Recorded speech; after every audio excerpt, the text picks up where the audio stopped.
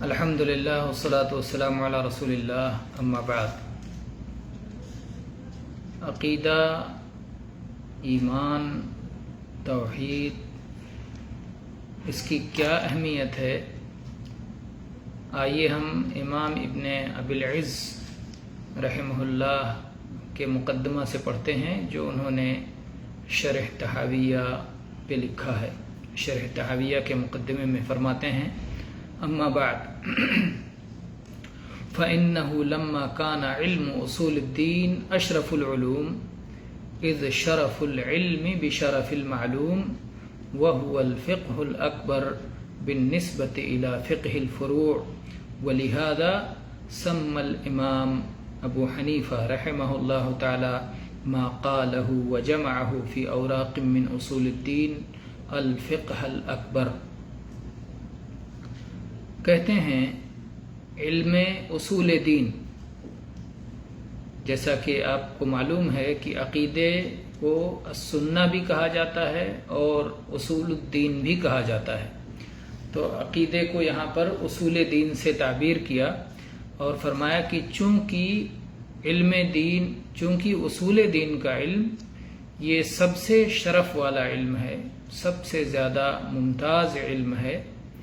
کیوں یہ سب سے شرف والا اور سب سے ممتاز اور سب سے بڑھ کر ہے؟ کیونکہ بتایا اذ شرف العلم بشرف المعلوم، کیونکہ علم کا مقام اس سے طے ہوتا ہے کہ اس علم میں آپ کو کس چیز کے بارے میں معلومات حاصل ہوگی، وہ علم حاصل کرتے ہوئے کس کے بارے میں آپ کو معلومات ملے گی، وہاں پر آپ کیا سیکھیں گے۔ امام بزدوی نے کشف الاستار میں اس مسئلے پر بات کرتے ہوئے لکھا ہے کہ کسی علم کی عظمت اور کسی علم کا شرف اس بات سے طے ہوتا ہے کہ اس علم میں آپ سیکھتے کیا ہیں،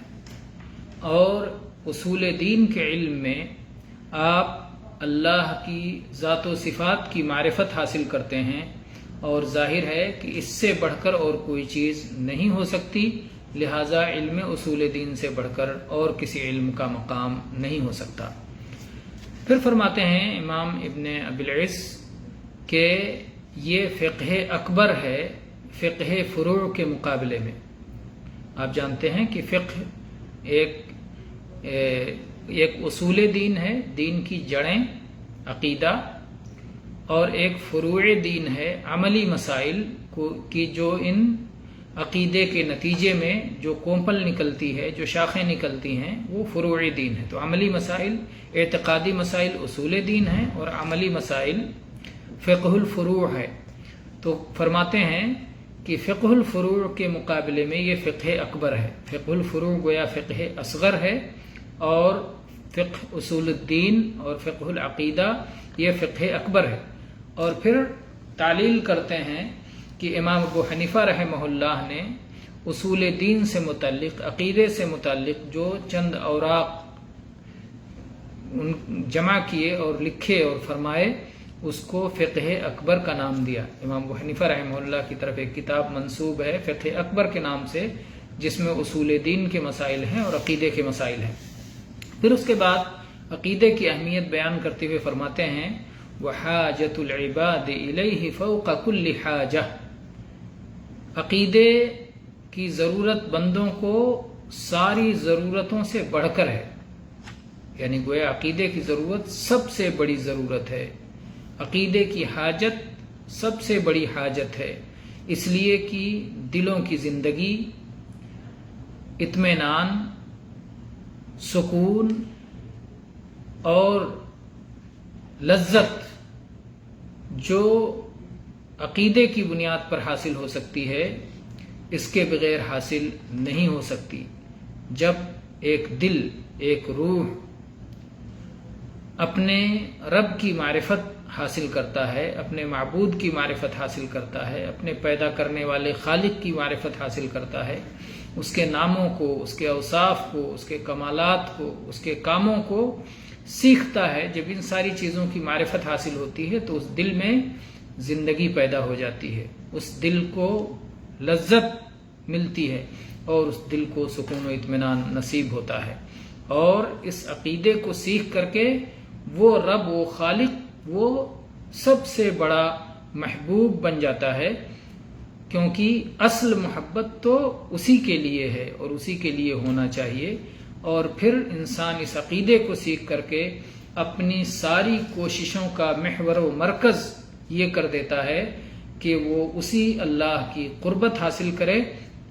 اور ایسے اعمال انجام دے کہ جس سے اس کی قربت اور اس کی نزدیکی حاصل ہو سکے، اس کی خوشنودی اور اس کی رضا مل سکے۔ بقیہ مخلوق،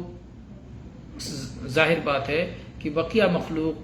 کے ساتھ اس کا رویہ اس کے حکم کے مطابق، اللہ کے حکم کے مطابق ہوتا ہے، اور اس کی ساری کوششوں کا محور و مرکز اللہ کی رضا جوئی اور اللہ کی قربت ہی ہوتی ہے۔